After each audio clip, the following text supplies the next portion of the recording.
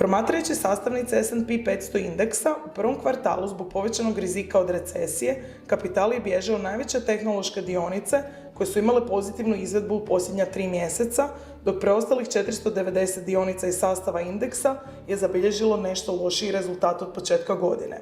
Mi smo na početku godine zapravo imali nešto pozitivnije makroekonomske podatke nego što se to možda prvotno očekivalo od strane tržišta, ali sa nekakvim trzavicama na bankarskom tržištu, Silicon Valley Bank i tako dalje, smo zapravo vidjeli posljedice dizanja kamatnih stopa, odnosno tog monetarnog stezanja koje se većinom odradilo prošle godine i koje zapravo još uvijek traje u ovoj godini, što je donijelo opet nekakav nemir kod investitora.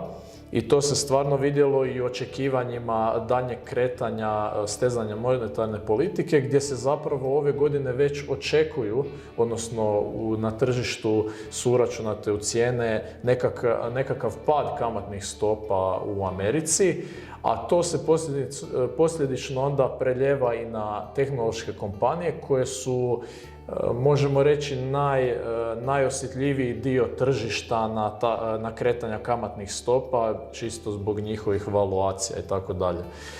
Tako da, istina je da su te kompanije koje su veće, sigurnije, imaju pozitivan novčani tok, profitirale od ove situacije u smislu da su jednostavno investitori alocirali više sredstava u takve kompanije, čisto zato što ostale kompanije možda u tehnološkom sektoru koje ne imaju malo više problema sa financiranjem će teže doći do kapitala ove godine. Pa smo jednostavno vidjeli nekakav shift recimo u te sigurnije kompanije.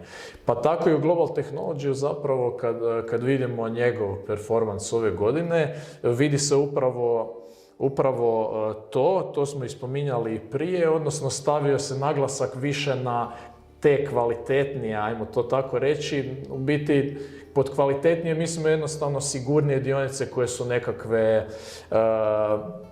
igrači koji su već neko vrijeme na tržištu i koji, kažem, imaju pozitivan novčani tok. Jednostavno znamo da mogu prebroditi ovu situaciju s nekakve financijske perspektive. Što se tiče rezultata, to ćemo još vidjeti, ali, kažem, nisu u nekakvoj ugrozi za poslovanje općenito.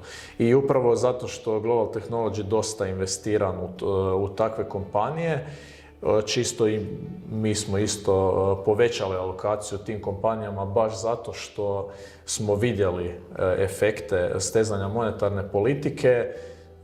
Tu smo zato imali tako, recimo, iznadprosječan performans ove godine. Znači li to da danas treba investirati u Global Technology fond ili slične fondove?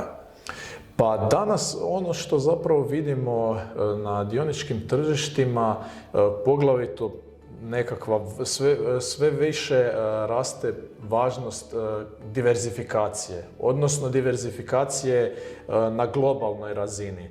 Od razdoblja 1980-ih do sada smo imali nekakav period gdje su se kroz globalnu trgovinu, kretanje kapitala, globalne ekonomije jednostavno ispreplele i njihovi ciklusi rasta, pada su bili dosta povezani, odnosno regionalna diverzifikacija nije možda nudilo toliku diverzifikaciju kao takvu, jer su jednostavno bili jako povezani.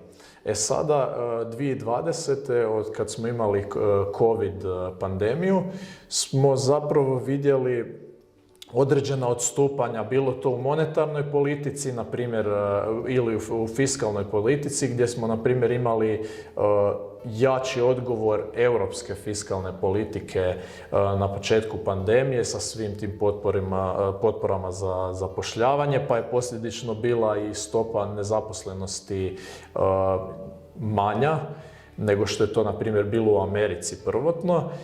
Ili sada, recimo, sa povišenom inflacijom vidimo da je u Americi agresivnija monetarna politika trenutno prisutna. Znači vidimo to nekakvo odvajanje, kretanje u različitim smjerovima. Pogledamo onda Kinu koja zapravo ima još nižu inflaciju i tako dalje. Znači vidimo da su globalne ekonomije nekako manje povezane, bar na prvu se tako čini.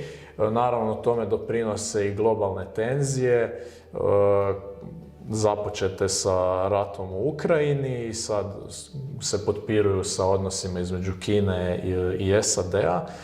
Tako da ono što želim reći sumirano, nekako ta diversifikacija će biti ključ u narednom periodu, bar to tako mi mislimo, a između ostalog to se i vidi recimo u performansu sad Global Technology. Danas će to biti Global Technology koji će možda outperformati, odnosno donijeti bolje rezultate.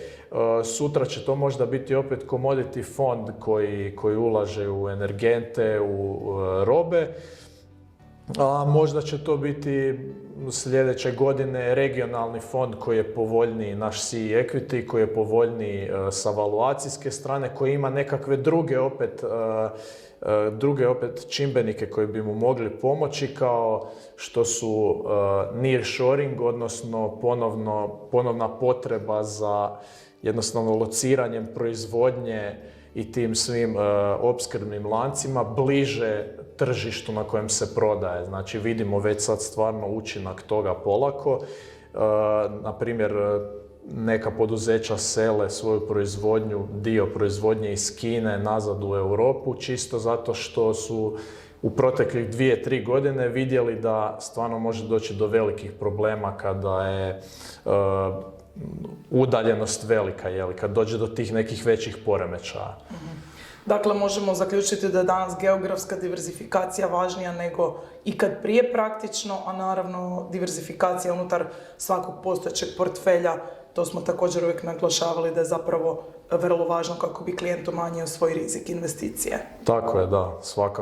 Svakako naglašavamo da je to sad, kažem, zadnjih 30 godina smo imali nekakav trend globalizacije, odnosno pojačane trgovine između država, kretanja kapitala, slobodnije kretanja ljudi. Sada vidimo da se taj trend obrnuo čisto zbog pooštrenih geopolitičkih odnosa i mislimo da će se taj trend zapravo nastaviti i najbolje se boriti protiv toga zapravo sa tim što si rekla, nekakvom geografskom diverzifikacijom. Jure, hvala.